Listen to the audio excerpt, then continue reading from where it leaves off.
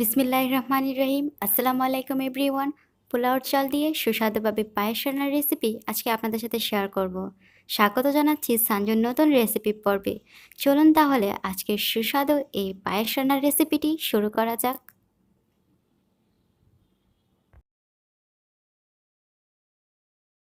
পায়েস রান্না করার জন্য পোলাওর চাল নিয়েছি এখানে 350 গ্রাম।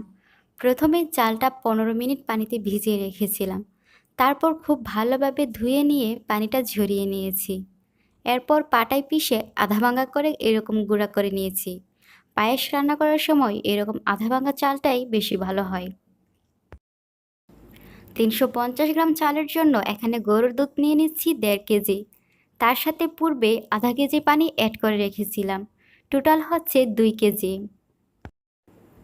চালের পরিমাণ বাড়িয়ে বা কমিয়ে নিলে দুধের পরিমাণও ওই অনুপাতে নিয়ে নেবেন। যদি একেবারেই পানি ব্যবহার করতে না চান তাহলে শুধু দুধ দিয়েও এই রান্নাটা করতে পারেন। এখন দিয়ে দিব দারুচিনি, এলাচ এবং তেজপাতা। দিচ্ছি 2 টুকরো দারুচিনি, 3টি তেজপাতা এবং 6 থেকে 7টি এলাচ। হাই ফ্লেমে এই দুধটা এখন জাল করে নিতে হবে। এক্সট্রা ফ্লেভার আনার জন্য অ্যাড করছি জাফরান। 1 টেবিল চামচ দুধ তুলে নিয়ে এর সাথে দিয়ে দিচ্ছি 1 চিমটি জাফরান। এটা টোটালি অপশনাল।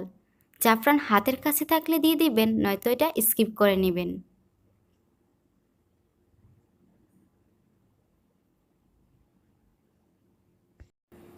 এই দুধটাই বলক চলে আসছে।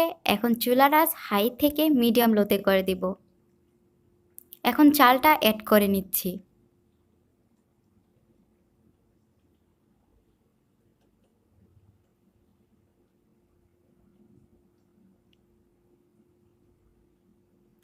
চালটা অ্যাড করার পর সাথে সাথেই খুব ভালোভাবে চালটা নেড়ে দিতে হবে, তা না হলে এটা একদম দলা পেকে যাবে।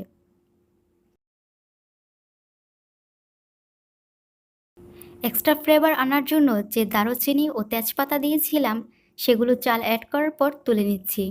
এগুলো সহ পুরোটা পায়েস রান্না করা আমার পছন্দ নয়, তাই আমি তুলে নিচ্ছি। আপনারা চাইলে রাখলেও রাখতে পারেন বা তুলে নিতে পারেন, এটা আপনাদের পছন্দ অনুযায়ী। মিডিয়াম লোতে রেখে চালটা যখন হাফ সিদ্ধ হয়ে আসবে তখন অ্যাড করব চিনি।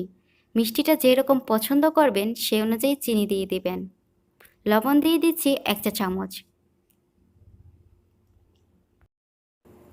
চিনি দেওয়ার পর চুলার আঁচটা মিডিয়াম লো থেকে মিডিয়ামে করে দিয়েছি। এখন চিনি থেকেও কিছুটা পানি উঠে আসবে এবং চালটাও পুরোপুরিভাবে সিদ্ধ হয়ে আসবে। পায়েসটা ঘন করার জন্য এখন গুঁড়া দুধ দিয়ে দিচ্ছি হাফ কাপ থেকে কিছুটা বেশি। আপনারা চাইলে এটা স্কিপ করতে পারেন, কিন্তু দিলে ভালো হয়। এখন এই গুঁড়া দুধটা খুব ভালোভাবে মিশিয়ে নিতে হবে, তা নয়তো এটা দলা পেকে যাবে। যখনই দেখবেন চালটা সিদ্ধ হয়ে আসছে তখন চুলার আঁচটা লোতে করে দিতে হবে। আমি অফ ক্যামেরায় এই পায়েসটা অনেকবারই চেক করেছিলাম। পায়েস রান্না করার সময় অনবরত নেড়ে চেড়েই রান্না করতে হয়। যখনই দেখবেন পায়েসের ঘনত্বটা এরকম, তখনই চুলাটা অফ করে দিবেন। খুব বেশি পাতলাও রাখা যাবে না, আবার ঘনও করা যাবে না। ঘন করলে ঠান্ডা হয়ে গিয়ে একদম জমাট বেঁধে যাবে।